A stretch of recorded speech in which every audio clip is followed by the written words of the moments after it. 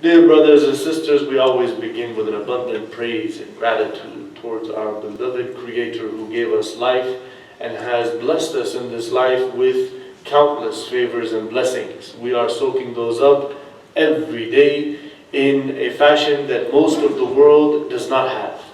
We are very blessed here in Tulsa, Oklahoma, and while the rest of the world is going through various difficulties and challenges. And so we seek His guidance, which is the most important favor and blessings, and we seek that He guides us to be those who guide others to truth and righteousness and goodness.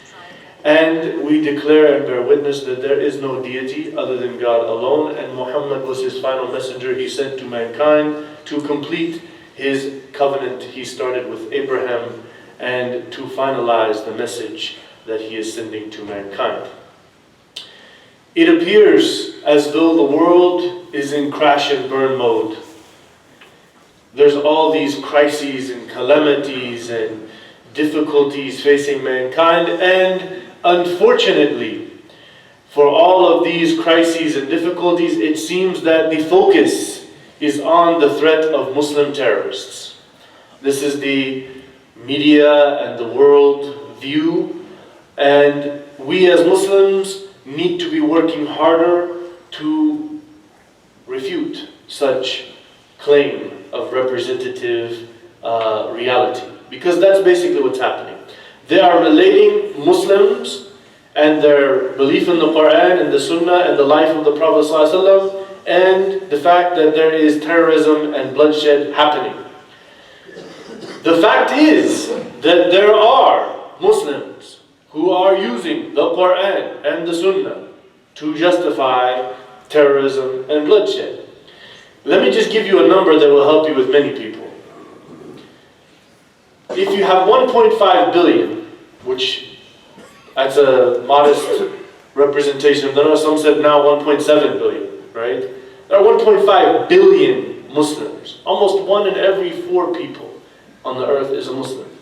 If you say 1% of that, you still have 1.5 million people, right? So if you said, that's actually 150 million people. If you go to 1/10 of 1%, now you have 1.5. So if you say 750,000 Muslims, their understanding of the Quran and the Sunnah is we have to fight people and kill them. Stop it. You're talking about 0.05 of 1% of the Muslims. You see? That's numbers for you. If you said 750,000 to an average person, they'll say, that's a lot of people. For us sitting here, and maybe right now, at about 400, 300, that is a lot. But when you say of the Muslims, it is a very insignificant, small number. And when you make this point to your neighbor, it actually is very helpful. It is very helpful. Number one, that you're admitting, yes, we do have a problem of some crazy people who are interpreting things in a very crooked, weird way that is not in accordance with the orthodoxy, the mainstream of our scholars. And that's why they're a very small group, is because we do have a system of following scholars. So the reason why all of the information of everybody in America is being taken, the reason why if you go into an airport, you go through all these difficult things, right? All of that is because of the threat of Muslim terrorists. When asked the 2 front runners for the future president of the United States, what is the biggest security threat to America? They said Muslim terrorists. Both of them. Both people on both sides of the political spectrum said that. Right? That is a false statement. That is a false statement. Right? Is there in the Middle East a big threat of Muslim terrorists? Yes. Here, no. Right? And we have to know the difference and explain why. Why is there a difference? And so that's a big discussion in and of itself. It is not helpful if somebody says to you, well, I see all of these Muslims doing terrorism, and we see when we turn on the television there's terrorism, and then you say, no, Islam means peace. They think you're either hiding something or you're a fool when you say that. Because number one, Islam as a word does not mean peace. It is a lifestyle that you choose to submit to in order to attain peace. It comes from the same root word. Salam means peace. But Islam means to submit to the will of God in order to attain peace. So that statement in and of itself is dodgy. It's trying to escape the issue. It's trying not to face the facts, right? This is the number one issue. The second one is if you say, those aren't real Muslims. They're like, I saw their flag. It says, La ilaha illallah Muhammadur Rasulullah on it. And they're calling themselves an Islamic state. And they are men who, if they walked in this mosque, everybody would accept them as a Muslim, wouldn't they? For sure. No doubt about it. Unless you discuss their political and ideology, you would not know. You would just assume that's some devout brother. So we cannot escape the reality. We do have to have an admission and a recollection of what's going on, and we have to have a response and a solution to this reality. That starts with the highest priority in the Muslim world right now. It is not just to gain knowledge about Islam, to put information, ayat and ahadith and rulings in your head, but to come to a holistic understanding of said scriptures. This is on the top of the priority chart. Say, what is the biggest problem facing? Why is there an ISIS? Because they don't understand Islam. That's it. They just don't understand. Why is there turmoil amongst Muslims and even in mosques in a very educated place like that? Because people do not understand Islam. It is of our huge priority to start to really embrace a research, a attendance of whether it be a YouTube lecture of a scholar, whether it be going to the mosque when there's programs, whether it be putting our kids in the programs. We need to grow in our understanding of Islam as a holistic reality. And what that means is to come to a relationship between the Quranic verses and the seerah. Because you can understand at that point the practical application or the contextual understanding of this verse. You can pick some verses out of the Quran that seem pretty gruesome if you don't understand what the Prophet ﷺ applied that to and why. Right? If you don't understand that, then you get ISIS on some verses. Surah At-Tawbah, Surah An-Nisa, and elsewhere. Right? So this is where it's very important to come to a holistic understanding. We have to start to learn the objectives, the why of our religion. It is not acceptable for a believer to say, just do that because I said so, or do that because this is what we're supposed to do. No. There is a divine wisdom, and you should try to learn that, right? If you can't learn that and you submit, alhamdulillah, you tried, right? But you don't just follow, because when you tell somebody asking you about religion, so many of the youth, their struggle is, parents say, do this, do that. And they say, why? And they say, no, what are you talking back to me for, right? This is not the prophetic or divine example. Why? Because the Quran said, وَيَسْأَلُونَكَ عَنْ شَيْءٍ وَشَيْءٍ آخَرُ وَالثَّانِي وَالثَّالِثُ وَالرَّابِعُ. They're asking you about the Prophet ﷺ. And the Prophet ﷺ calmly, wisely, lovingly, mercifully answered so many questions. Hundreds of questions. And the Quran, Allah did the same thing, answering questions. And the Quran challenged us to think and ponder and contemplate about all of it. Right? It told us to take the Prophet Muhammad ﷺ as the best example. Meaning what? To take an ayah and practice it in a way that wasn't the way the Prophet ﷺ practiced it is not acceptable. That's why we say, La ilaha illallah and Muhammadur Rasulullah, and there's no splitting those two. That is our deen. That is our basis. That's our foundation. So we have to come to a comprehensive understanding of things. We have a ways to go on this. And with this very tough climate, I know for a fact, there are many of your colleagues, co-workers, classmates, neighbors, that you can tell there's an issue. The way they're looking at you, the way, and maybe they come bluntly or boldly and ask you a question, and you're like, hold on, what do I say? Right? I understand that that's a reality, and we have some work to do, and we have been and we will be having programs at the mosque to build our understanding. We've been now for some time going over the Caliphate of Omar, and those that attended have told me this helps me a lot to understand what is a caliphate. what is an Islamic state? Because the words are being used by people today, and we need to know, is that evil? Because we're being told it's evil, it's no good, it's a bad thing. Nobody should ever want such a thing, right? But when you look at the example of the real one that took place, the Prophet ﷺ and those rightly guided leaders after him, you see that is the pinnacle of the Western values of today, applied in the best way with no sort of injustice, right?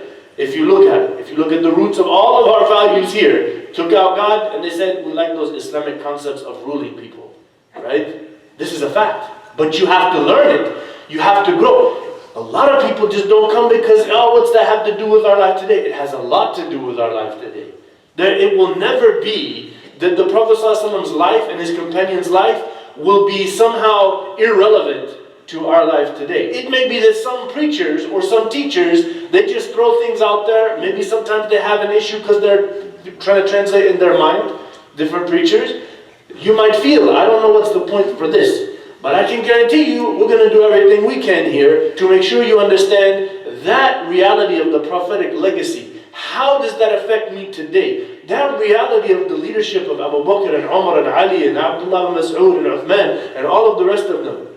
You will see how that makes you a better person, right? When the Prophet ﷺ said, the best generation is my generation, he meant it. And when the Quran said, رَضِيَ اللَّهُ عَنْهُمْ وَرَضُوا عَنْهُ, that God is pleased with them and they are pleased with Him. You see, a lot of people nowadays, they take some person now and they just take whatever they say, and that is a problem, because we need to go back to the people who we know. One brother asked me, well, you know, can't I go to the grave of so-and-so and this and that? He was a holy saint. I said, they said he was a saint, and maybe he was, but Allah knows best. The only ones we know about their testimony from the divine that they were for sure righteous people were those people who lived with the Prophet ﷺ and died with him on his teaching. That's who we know for sure that those examples are the best. Other than that, Allah knows best and we assume the best, but we can't guarantee it, right? So that's where we look into that. So I've been working now for about the last 3 months on building a program that will address, because right now here's what it is. Let's just call it like it is. There is a mass movement with hundreds of millions of dollars and lots of political figures and mainstream media almost across the board that says you and I are potential terrorists. Because why? Because we're Muslim and we believe in the Quran and follow the Prophet Muhammad ﷺ. That's the narrative. There is no escaping it. Okay? You may try to avoid dealing with it, but that is not acceptable. The real jihad is in clarifying what is jihad. Right? We must embark upon a jihad. What is jihad? To go out of your natural comfort zone where everything's hunky-dory, as they say in our modern Oklahoma vernacular. Right? Everything's all comfortable. I'm used to my thing. I know what I'm doing now. Everything's easy for me. You go out of that to put people in a better situation where justice, truth, goodness is prevailing, right? That's what, and it's not easy. That's why the Prophet when some of the Aisha radiallahu anha, she said, you know, should we fight? There are some women who fought, and it was the Prophet approved of that. But that's not a general reality; it's an exception to the norm. And so then the Prophet said, "Jihadukum al-Hajj," right? Your jihad will be in Hajj. Somebody say, what do you fight? It's not about fighting. Jihad, the concept of jihad is huge and vast. It's a spiritual struggle with one's desires and difficulties and hardships and trying to make sure that one is rejecting materialistic, selfish attachments and going for a spiritual focus to try to bring a spiritual goal to the forefront, right? And so I've been working on this program, Should We Fear Islam? We have done it in North Carolina and South Carolina. Alhamdulillah, we got great responses from the people there. Now we're going to do it in Tulsa, Oklahoma. Alhamdulillah, we have made a huge coalition. You know the Holy Quran said, وَتَعَاوَنُوا عَلَى الْبِرِّ وَالتَّقْوَى وَلَا تَعَاوَنُوا عَلَى الْإِثْمِ وَالْعُدْوَانِ. Interact with people, work together, help each other in righteousness and piety. Do not interact on enmity and injustice, right? So, we have built a relationship with the premier seminary, Phillips Theological Seminary. They are the ones giving the degrees and teaching most pastors that are coming out of Oklahoma. The Quick Trip CEO is a big supporter of Phillips Theological Seminary. Has almost completely been the founder of that building, of all the institutions, and it is a great professional institution. They have taken it upon themselves to be a main sponsor of this event. We want to tell people, you should listen to these people to know the true story about Islam and its teachings regarding jihad and war engagement and all of that, so as to not be fooled by some political campaign in the media or sensationalization of very unfortunate realities, right, in the media. The Jewish Federation of Tulsa, very well respected body, particularly with all of the evangelicals for their Zionist roots. They have joined with us and they have said, we remember the Holocaust. This is their words. We remember the Holocaust and we have a phrase, never again. We will not allow that to happen for anyone. That people will condemn a whole group of people, a whole religion, a whole race of people and say, all those are suspect. Because that's what happened in the Holocaust. And their senior rabbi, a friend of ours, Rabbi Charles Sherman, he will be speaking to this point, right? To tell people this is dangerous. And he will clarify historically there has been a good relationship and the Jews found safety in the Islamic Caliphate. Believe it or not, right? And so we have a relationship with Oklahoma University. And so the director of religious studies, Dr. Charles Kimball, who is an ordained minister in the Baptist Church, he will be giving a speech. He wrote a very beautiful two-part series, a book called When Religion Becomes Evil. And he talks very vividly about all historical examples from many religions where political agendas got tied into religious identity and usage of scripture and religious motivation, and they did very bad things. And Muslims aren't the first. Actually, we come far down the line in this problem of people who've been doing this in world history. There have been millions of people who were killed long before we saw post 9/11 jihadist heretical thought, right? And so he will be speaking. So Rabbi Sherman, myself, and the Dr. Kimball will be speaking on this point. My job is to clarify the terms, Sharia, Jihad, the reality that we see, and the clarity of it. We're going to be having slideshows with Muslim accomplishments. Most of you probably don't know that 75% of the last 11 Nobel Peace Prizes went to Muslim people, right? Most people don't know about this stuff because that's not big news. It should be, right? And there's lots of great things going on by Muslims, lots of great world contributions. Put those there. What people say about Islam, real academics, real objective scholars, some of their statements, slideshow coming up. And verses of the Quran that are not being put out there in this constant labeling of the Muslim terrorist image that they're trying to put out there. So we're going to do that. My dear brothers and sisters, you have heard many sermons and khutbahs about Surah Al-Asr. Why? Because it's one of the most consequential surahs of the Quran about knowing how do I make sure that I'm on the path of salvation. How do I know if I'm going to heaven? By time, all people will fail. Except, so now we're listening, who's going to heaven, right? الَّذِينَ آمَنُوا, they have faith. Your faith, what brought you here today to listen to the sermon is because the Quran and the Sunnah said, this is how we express our spirituality. This is how we grow as spiritual people. And then we're supposed to come here and learn something and follow it. Many sermons you go to, the next day you're like, what was that sermon about? What happened in that khutbah, right? Like, what am I supposed to do? Today we're going to give you a job, right? And so, this is from your faith. The action is to act upon your faith. وَتَوَاصَوْا بِالْحَقِّ. There are people who enjoin and advise each other to truth, to goodness, to righteousness. وَتَوَاصَوْا بِالصَّبْرِ. And they know it's going to be a rough ride. And so they help each other towards patience and fortitude. So we are following this. And the Prophet ﷺ says, وَالَّذِي نَفْسِي بِيَدِي لَتَأْمُرُنَّ بِالْمَعْرُوفِ وَلَتَنْهَوَنَّ عَنِ الْمُنْكَرِ أَوْ لَيُوشِكَنَّ اللَّهُ أَنْ يَنْزِلَ عَلَيْكُمْ عِقَابًا أَوْ يَبْعَثَ عَلَيْكُمْ عِقَابًا مِنْ عِنْدِهِ فَتَدْعُونَهُ فَلَا يَسْتَجِيبُ لَكُمْ. Right? You must, it's an obligation to enjoin and call people to what is known to be the right thing.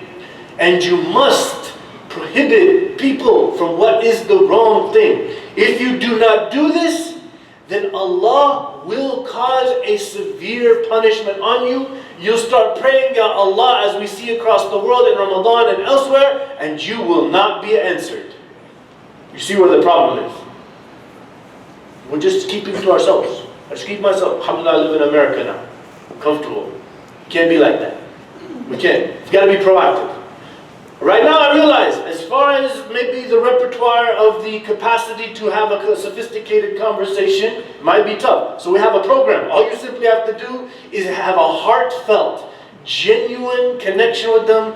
We are really concerned about all this media, about these people that are doing terrible things in the Middle East and how they're relating it to our religion. Please come to this event. Some great scholars, some great institution. TCC as an academic institution has agreed to co-sponsor. They are giving full agreement to this. And that's not an easy thing to get. Okay?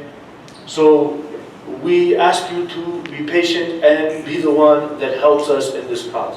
May Allah subhanahu wa ta'ala forgive us and guide us all.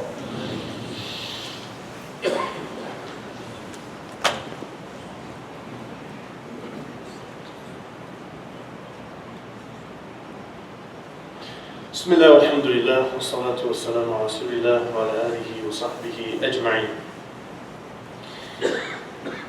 The season we find ourselves in right now is a season where we have to reflect upon a teaching of the Holy Quran and a point the Prophet ﷺ very clearly established. Okay? The Quran talks about وَمَن يَتَوَلَّهُمْ مِنْكُمْ فَإِنَّهُ مِنْهُمْ. Right?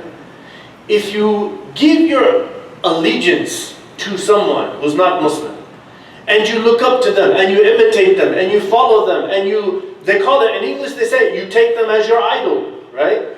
The one who you follow, the one who you look up to, the one who you adore. If you take someone of a different religion in that way, then you will be counted amongst them. In the commentary of this ayah, there is a hadith, a very famous hadith narrated by many companions, and a foundational hadith about the preservation of Muslim identity. مَنْ تَشَبَّهَ بِقَوْمٍ فَهُوَ مِنْهُمْ. Whoever would imitate a people, then that person will be counted from them. Now, this can be taken to an extreme that is based upon lack of understanding, what I talked about before, or it can be understood correctly and applied correctly. Some brother would say, even many scholars you see overseas in certain places, they say, to dress like the kuffar is prohibited and it's wrong and it's evil because that's the way of the kuffar. The fallacy of said claim is the Prophet Muhammad sallallahu alayhi wasallam dressed like the kuffar. When he was an Arab man, and he was an Arab man like the rest of them culturally speaking, when he received his revelation, he was dressing in outfits like this. Turbans, things like that, and so forth. And so was Abu Jahl and Abu Lahab and all of the enemies of the Muslims. That's how they dressed. The mushrikeen. Because why? That's their culture. They all sat on the floor when they ate, right? And they all ate with their hands, right? So somebody said, don't dress or eat like them and all of this. You see, this doesn't fit. Because the Prophet ﷺ, if the idea is correct, we should have some narration, which we do not have any such narration, that the Prophet announced, this day I'm going to dress in a different outfit. Why? Because these mushrikeen are dressed in said outfit. Because I'm different from them. And I'm going to be seen as not like the mushrikeen. He never did that. To the rest of his life, he dressed like all of the people of Arabia, and they were mushrikeen. So that's not the correct understanding, right? The issue is to imitate a non-Muslim in something that specifies them in their religion. Something that they identify as a religion, right? One brother, I saw him at the mosque. He's standing there and he was praying like this. How many of you been to ORU? The big giant praying hands. When I was growing up as a Christian, we prayed before we go to bed. Like this. This is a Christian way of praying. It's well known. It's the identity, it's the way they pray. The Prophet ﷺ, he raised his hands like this. This is the Muslim way. So you should be careful on that one. One time I saw Azhari Sheikh, he came visiting. He's wearing underneath white thobe, and then on the back, on the top, a black thobe. And then it's open right here. And then you have the white one right here. So I went up to him after I said, Sheikh, what are you dressed like a priest for? And he was like, I'm not Azhari. I said, okay, over there, it's Azhari, no problem. We look at the urf of the people. Here, that's a priest outfit. Right? For sure. Right? He's like, I didn't know that. ثم جعلناك على شريعة من الأمر فاتبعها ولا تتبع الذين لا يعلمون. We have made you on a specific law, specific way of functioning, O Muhammad, to be clearly the finality of the message, and it's clear what it is. Don't follow those who don't know, who are not following the message. Right? So, because we're running out of time here, I will give you an interesting point on this subject. Right? I will do a caveat so that you understand. As I talked about before, birthdays, there is no such religion that exists, and I have studied this thoroughly because whenever I was a new Muslim, everybody told me birthday is haram. So then I was saying haram for many years. Then I went and studied Sharia, and then I found out I don't know of anybody who says that this is a religious issue. It is just a custom. Another year passed. Congratulations. Here's some gifts. Here's a cake. Let's eat it. Now, blowing over a candle to wish, I don't know about that one. I will avoid that. Shubuhat. Right? But if you want to do it and you know that it's just saying, this is my cake, this is the age, they put the age, that's fine. But me personally, I'll avoid that one. 4th of July, I'm very proud. I have a country that I was born in, which facilitated me to be here what I'm doing right now. Because maybe in some hardcore Christian or communist place that I was born, if it was, I wouldn't have been able to do what I've been able to do as a Muslim. And we're all here because this country said, welcome Muslims, embrace your faith and be as religious as you like. And nobody can stop you. It's a beautiful thing. It has nothing to do with a religion. It's a local custom, munasaba, na'id. Now, let me just explain to you something. There are 1.2 million neo-pagan Americans. Most of which are Wiccan, which means what? They are witchcraft practitioners. 1.2 million American neo-pagans, okay? I'm reading from their website, just so you know. It's not Imam making our life difficult and all that stuff, no. This is their website. They said, we have a holiday on October 31st called Samhain, which is the Celtic word for the end of the summer. The dark winter half of the year commences on this day. It is celebrated on October 31st at sunset. Samhain is now generally considered the witch's new year. It is one of the 2 spirit nights of the year. It is a magical interval when the mundane laws of time and space are temporarily suspended and the thin veil between the worlds is lifted and spirits wander and roam. Originally, the Feast of the Dead was celebrated in Celtic countries, pagan countries, by leaving a food offering at the doorstep for the wandering dead to take away. Trick or treat.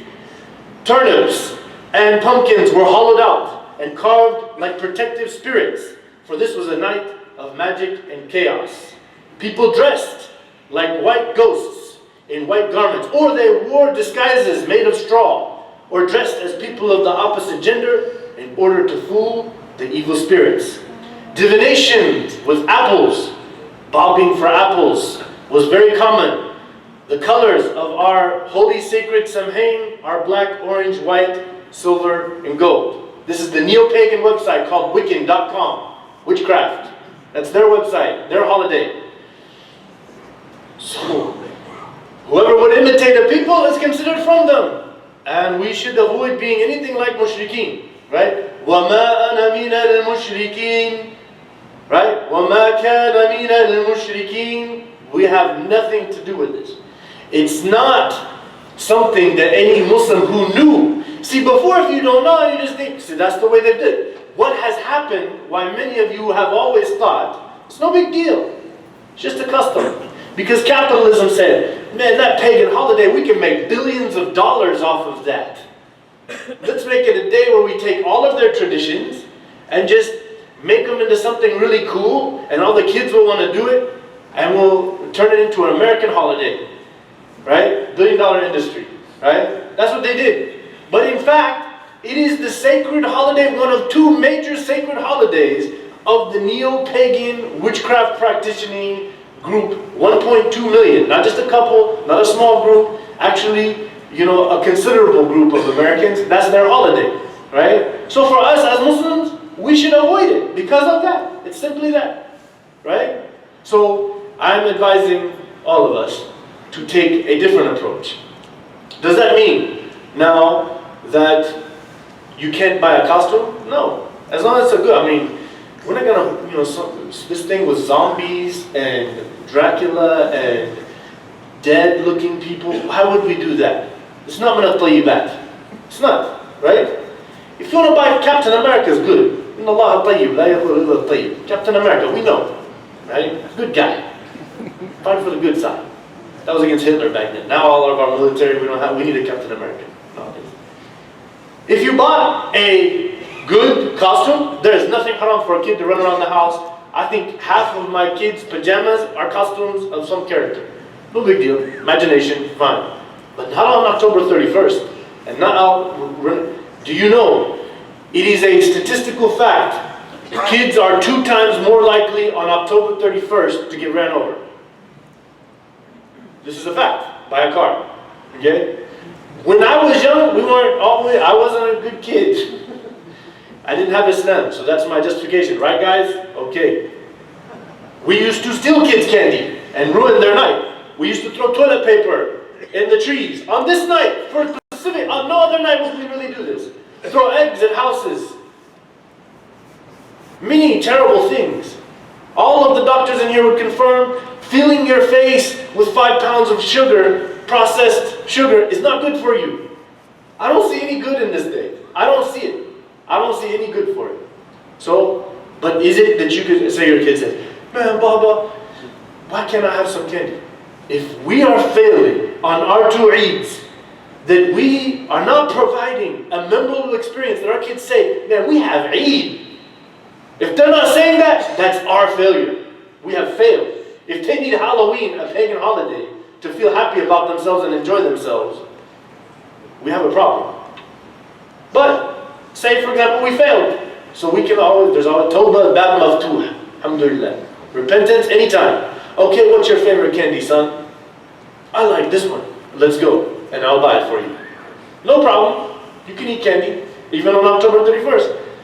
But should you go put the candy out and all of that? I would say no. Because why? It's part of a pagan ritual that they used to do. Right? So, inshallah, we'll meet here for a potluck at Peace Academy on Saturday at Maghrib. Inshallah, after Maghrib, potluck, visit some games for the kids, things like that. We're just Muslims meeting, visiting, spending time in a valuable way, inshallah. Allah subhanahu wa ta'ala, ya Allah, guide us. Make us a people of guidance. Make us a people who reflect the guidance that you revealed through your messenger. Ya Allah, please forgive us for our shortcomings, our weaknesses, and for our ignorance.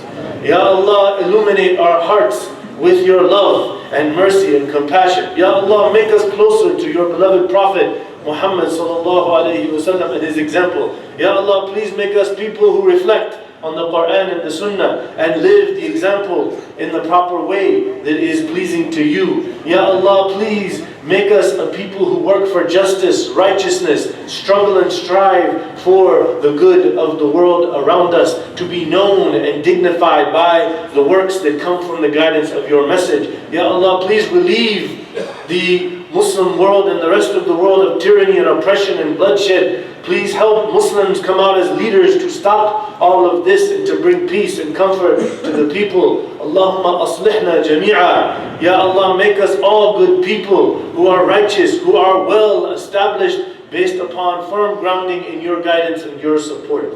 And send your peace and blessings and mercy upon your final messenger Muhammad sallallahu alaihi wasallam.